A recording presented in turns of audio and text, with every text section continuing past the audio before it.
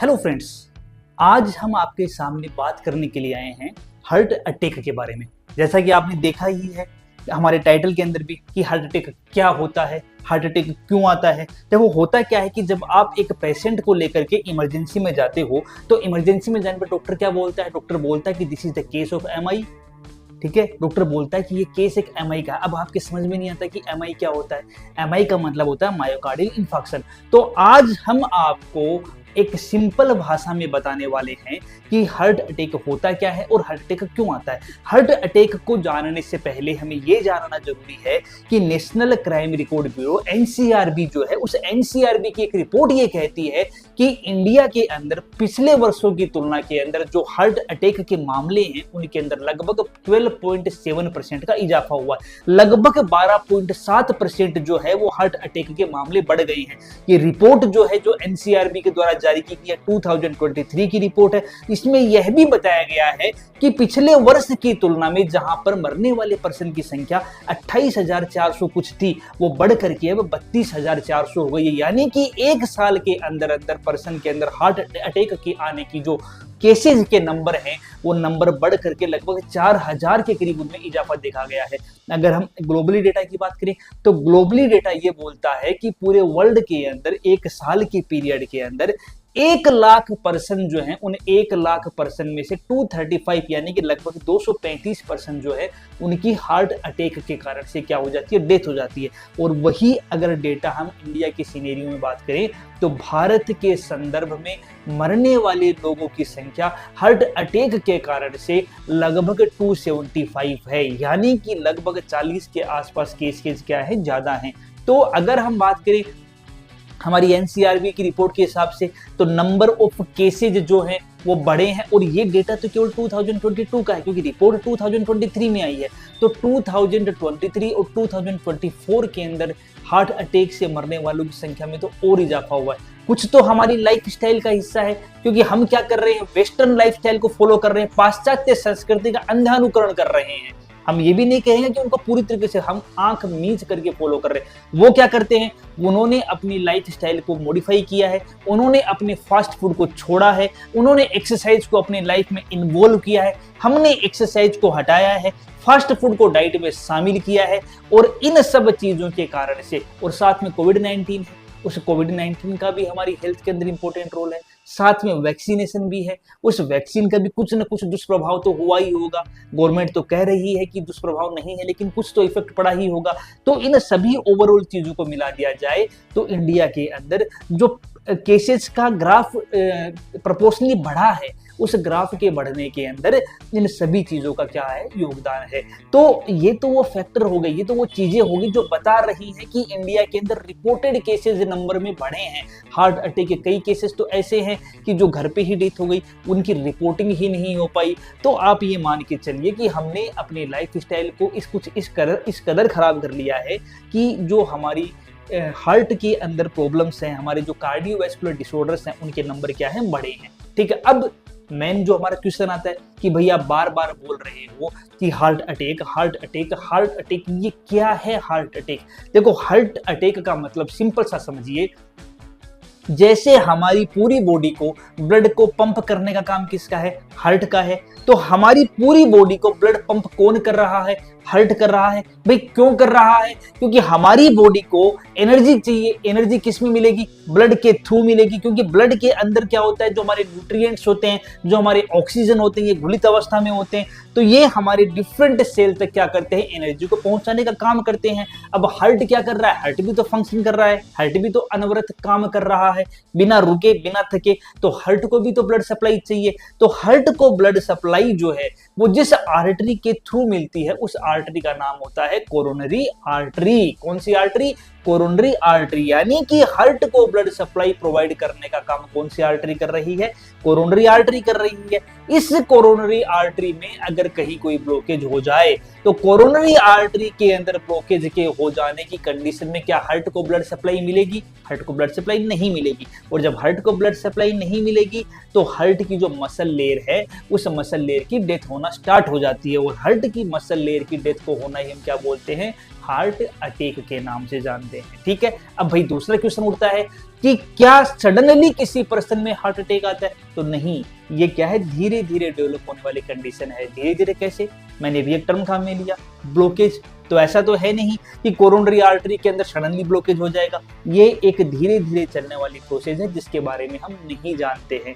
तभी तो मैंने कहा कि हम अपनी लाइफस्टाइल को खराब करते जा रहे हैं। अच्छा, क्या होता है कि जो भी हम कुछ खा रहे हैं, जैसे मान लो हमने अपनी लाइफस्टाइल में क्या किया है, हमने अपनी लाइफस्टाइल में फास्ट फूड शामिल कर लिया है, हमने अपनी लाइफस्टाइल के अंदर लैक ऑफ एक्सरसाइज को शामिल किया है, हम लेजीनेस की तरह पूरे दिन भर पड़े रहते हैं, फास्ट फूड खाते रहते हैं। तो इससे क्या होता है, इससे हमारे ब्लड के अंदर फैटी सब्सटेंस यानी कि जो वसा वाले पदार्थ हैं वो धीरे धीरे बढ़ते जाते हैं। ये वसा वाले पदार्थ बढ़ेंगे तो जाकर के क्या होता है, कोरोनरी आर्टरी के अंदर डिपॉजिट होना स्टार्ट हो जाएंगे। कोरोनरी आर्टरी में डिपॉजिट होंगे तो कोरोनरी आर्टरी की ल्यूमन धीरे धीरे धीरे धीरे धीरे धीरे नैरो होती जाएगी और एक टाइम ऐसा आएगा जब ल्यूमन कंप्लीटली ब्लॉकेज हो जाएगी। या फिर क्या हो सकता है कि जो ऑब्स्ट्रक्शन बना है वह ऑब्स्ट्रक्शन रप्चर हो जाएगा। जब ऑब्स्ट्रक्शन वाली जगह रप्चर होगी तो वहां पर क्या होगा, हमारे ब्लड का एक कंपोनेंट होता है प्लेटलेट्स आएंगी और वहां पर ब्लड का थक्का बनाएंगी। जब वहां पर ब्लड का थक्का बन जाएगा तो पार्शियल ऑब्स्ट्रक्शन, आधी तो कोरोनरी आर्टरी पहले से रुकी थी, थ्रोम्बस बन गया, क्लॉट बन गया, तो वह पूरी रुक जाएगी। और जब कोरोनरी आर्टरी पूरी रुक जाएगी तो पर्सन के अंदर क्या होगा, हार्ट अटैक आएगा। ठीक है, अब भाई दूसरा सवाल उठता है कि हार्ट अटैक के क्या क्या रिस्क फैक्टर हो सकते हैं, किन किन कारणों से आ सकता है जो आपका हार्ट अटैक है। तो हार्ट अटैक के मल्टीपल फैक्टर रिस्पॉन्सिबल होते हैं। कौन कौन से? जैसे मैं कब से बोल रहा हूँ, फास्ट फूड। तो फास्ट फूड जो है वो हार्ट अटैक के फैक्टर के लिए रिस्पॉन्सिबल कैसे है? क्योंकि फास्ट फूड में क्या होता है, फास्ट फूड में फैट होता है। फैट क्या करेगा, आपके ब्लड कोलेस्ट्रॉल का लेवल बढ़ा देगा, तो वहां से हार्ट अटैक आ सकता है। तो पहला, हमारी लाइफ स्टाइल के अंदर इन्वॉल्व किए गए ऐसे सब्सटेंस जो हमारी बॉडी के लिए ना तो न्यूट्रिशियस है और ना ही हमारी बॉडी के लिए बेनिफिशियल है, वो क्या कर रहे हैं, हार्मफुल इफेक्ट प्रोड्यूस करने का काम कर रहे हैं। ठीक है, तो उसके कारण से हार्ट अटैक आता है। तो पहला हमने क्या बताया कि लैक ऑफ न्यूट्रिशन, ठीक है, एंड वेस्ट सब्सटेंस जो हमारी बॉडी के लिए न्यूट्रिशियस नहीं है उनका हमारे डाइट के अंदर इन्वॉल्वमेंट होना। ठीक है, दूसरा क्या हो सकता है, दूसरा हो सकता है कि पर्सन को डीएम की हिस्ट्री हो, डायबिटीज मेलाइटिस की उसकी हिस्ट्री हो, तो पर्सन के अंदर हार्ट अटैक की पॉसिबिलिटी बढ़ जाती है। तीसरा क्या हो सकता है, पर्सन हाइपरटेंशन का हो सकता है, बढ़ा हुआ बीपी हो सकता है, तो पर्सन के अंदर हार्ट अटैक आ सकता है। चौथा क्या हो सकता है, पर्सन के द्वारा टोबैको का यूज किया जा रहा, तंबाकू के पदार्थ लिखा हो, उस पर लिखा हुआ भी आता है कि तंबाकू जो है वो हमारी बॉडी के लिए हार्मफुल होता है, लेकिन फिर भी हम क्या करते हैं, तंबाकू पीटा, लगाया, ठीक है, और चल रहे हैं। ठीक है, तो उससे भी क्या होता है, उससे से भी हार्ट अटैक की पॉसिबिलिटी बढ़ जाती है। Excessive smoking is injurious to health, हर जगह लिखा हुआ होता है, लेकिन फिर भी स्मोकिंग कर रहे हैं। तो क्या करने के लिए भाई, दिखा रहे हैं कि हम स्मोक कर रहे हैं। ठीक है, फिल्मों में दिखाया जाता है ना, वो स्मोक करता है, धुआं उड़ाता है, धुएं का छल्ला उड़ा रहा है, तो आप भी वैसे ही कर रहे हो। तो उस कंडीशन में भी क्या हो रहा है, उस कंडीशन में भी हमारी हेल्थ को नुकसान है। तो स्मोकिंग एक फैक्टर हो गया जो हार्ट के लिए नुकसानदायक है। इसके अलावा अल्कोहल कंजप्शन, वो भी हम फिल्मों से सीख रहे हैं, पाश्चात्य संस्कृति तो सीख रहे हैं सारी। तो अल्कोहल कंजप्शन होगा तो वो क्या करेगा, वो भी हमारे हार्ट के लिए नुकसानदायक है। ठीक है, और क्या क्या चीजें हो सकती है। तो ये जो मैंने फैक्टर बताया ना, ये फैक्टर तो ऐसे हैं जो हमारे कंट्रोल में थे, जिन पर हमारा नियंत्रण था। हमारी लाइफस्टाइल को मॉडिफाई करना, लैक ऑफ एक्सरसाइज, ठीक है, हमारे कंट्रोल में था। स्मोकिंग को छोड़ सकते थे लेकिन कर रहे हैं, हमारे कंट्रोल में था। Obesity is the father of all disease. Obesity जो होती है वो हर डिजीज की फादर है। DM is the mother of all disease. DM जो है, शुगर जो है, वो हर बीमारी की माँ है।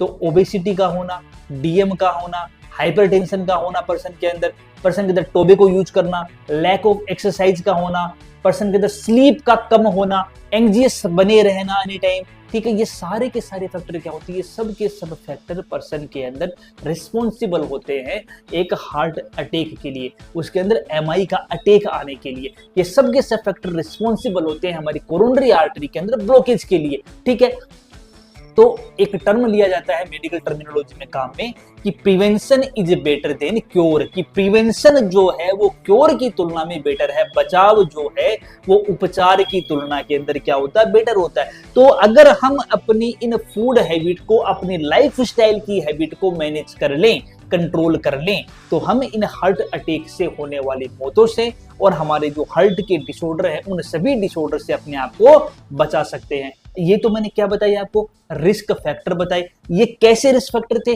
जो हमारे कंट्रोल में थे। तो जो रिस्क फैक्टर हमारे कंट्रोल में है उनको बोलते हैं मॉडिफाइबल, और जो कंट्रोल में नहीं होते उनको बोलते हैं नॉन मॉडिफाइबल। जैसे मेल के अंदर हार्ट अटैक की पॉसिबिलिटी ज्यादा होती है, जैसे कि कुछ जेनेटिकल कोजेज होते हैं जिनके अंदर क्या होता है, हमारे ब्लड में ऑटोमेटिकली कोलेस्ट्रॉल बनता रहता है, जिसके कारण से क्या होता है, हार्ट अटैक की पॉसिबिलिटी बढ़ जाती है। कुछ रेसेज या जातियां ऐसी हैं जिनमें हार्ट अटैक की पॉसिबिलिटी ऑलरेडी ज्यादा होती है, क्योंकि उनके अंदर ब्लड का कोलेस्ट्रॉल ही ज्यादा बनता है। तो ये फैक्टर नॉन मॉडिफाइबल है। तो नॉन मॉडिफाइबल पर तो अपना जोर नहीं चलता, लेकिन मॉडिफाइबल को तो हम कंट्रोल कर ही सकते हैं। अच्छा, अब पता कैसे चलेगा किसी पर्सन में हार्ट अटैक हुआ? हमने ये जाना हार्ट अटैक क्या होता है, हमने ये जाना हार्ट अटैक किन कारणों से होता है। अब हम ये भी जान लेते हैं कि हार्ट अटैक आने पर पर्सन में क्या क्या चीजें होती हैं। क्या क्या चीजें होंगी? जब भी पर्सन में हार्ट अटैक आएगा, पर्सन के अंदर चेस्ट पेन होता है, लेफ्ट साइड के अंदर चेस्ट पेन होगा, ठीक है। ये वाली जो हमारी बोन होती है, इस बोन को बोलते हैं स्टर्नम। स्टर्नम के पीछे की ओर क्या होता है, चेस्ट पेन फील होता है पीछे, यानी सब स्टर्नल, यानी पर्सन के अंदर सब स्टर्नल चेस्ट पेन होगा। वो पेन रेडिएट होता हुआ पर्सन के लेफ्ट आर्म की तरफ आएगा, नेक की तरफ जाएगा, जो की तरफ आएगा और बैक की साइड में जाएगा, ठीक है। तो चेस्ट पेन होगा पर्सन के अंदर। दूसरा क्या होगा, एक्सेसिव स्वेटिंग होगी पर्सन के अंदर, चाहे इन्वायरमेंट कोल्ड हो लेकिन पर्सन के अंदर फिर भी स्वेटिंग पाई जाएगी जब पर्सन में हार्ट अटैक आएगा। तीसरा, पर्सन में क्या होगा, डिफिकल्टी इन ब्रीदिंग, सांस लेने में उसे समस्या आएगी। चौथा क्या होगा, पर्सन अनकॉन्शियस हो सकता है, पर्सन बेहोश हो सकता है। पांचवा क्या होगा, पर्सन के अंदर, पर्सन के अंदर बीपी जो है वो लो हो जाएगा, यानी कि हाइपोटेंशन होगा। बीपी का फॉल हो जाना, हाइपोटेंशन, तो पर्सन का बीपी जो है वो लो होगा। पांचवा क्या होगा, पर्सन के अंदर हार्ट की रेट बढ़ जाएगी, यानी हार्ट रेट पर्सन में बढ़ जाएगी, यानी कि टेकीकार्डिया पाया जाएगा। पर्सन के अंदर घबराहट होगी, पर्सन के अंदर पैल्पिटेशन, यानी उसे खुद की हार्ट बीट सुनाई पड़ेगी। तो ये सारे के सारे जो सिम्टम मैंने आपको बताए, ये सब के सब सिम्टम पर्सन के अंदर हार्ट अटैक को इंडिकेट करने का काम करते हैं। अब बचा कैसे जा सकता है? भाई आप रूटीनली क्या करो, अपने इन्वेस्टिगेशन करवाते रहो। क्या क्या इन्वेस्टिगेशन करवा सकते हैं हम? लिपिड प्रोफाइल टेस्ट करवा सकते हैं। लिपिड प्रोफाइल टेस्ट में क्या होता है, 4 कंपोनेंट होते हैं। ये हमारा टोटल कोलेस्ट्रॉल बताएगा, ये हमारा ट्राइग्लिसराइड का लेवल बताएगा, ये हमारा HDL यानी कि हाई डेंसिटी लाइपोप्रोटीन, या हम कह सकते हैं कि जो गुड कोलेस्ट्रॉल है उसका लेवल बताएगा। यह है हमारा LDL या लो डेंसिटी लाइपोप्रोटीन, जो बैड कोलेस्ट्रॉल है उसका लेवल बताएगा, ठीक है। तो इन चीजों के लेवल को जानकर अगर किसी पर्सन का टोटल कोलेस्ट्रॉल बढ़ा हुआ है, अगर किसी पर्सन का ट्राइग्लिसराइड का लेवल बढ़ा हुआ है, अगर किसी पर्सन का HDL यानी कि गुड कोलेस्ट्रॉल का लेवल कम है, अगर किसी पर्सन का LDL यानी कि बैड कोलेस्ट्रॉल का लेवल बढ़ा हुआ है, तो ये सारी की सारी चीजें उसके अंदर हार्ट डिसऑर्डर या हार्ट अटैक के लिए क्या होती है, प्रोन होती हैं, मोस्टली जिम्मेदार होती हैं। तो हम टाइमली क्या कर सकते हैं, उन चीजों का पता लगा सकते हैं अगर हम लिपिड प्रोफाइल टेस्ट करवाएं।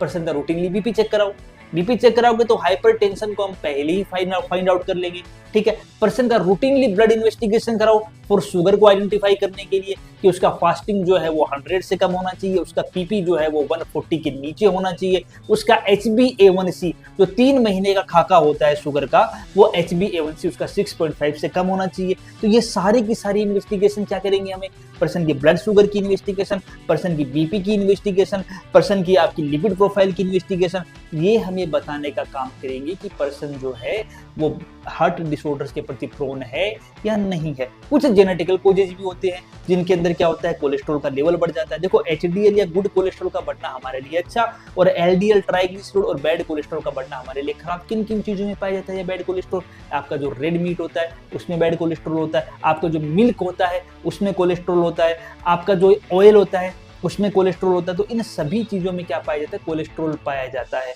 हम अपनी जो लाइफस्टाइल है उसमें ग्रीन लीफी वेजिटेबल्स का यूज नहीं करते, वो हमारे लिए HDL का बढ़िया सोर्स होते हैं, गुड कोलेस्ट्रॉल का बढ़िया सोर्स होते हैं, लेकिन हम उनको नहीं यूज कर रहे।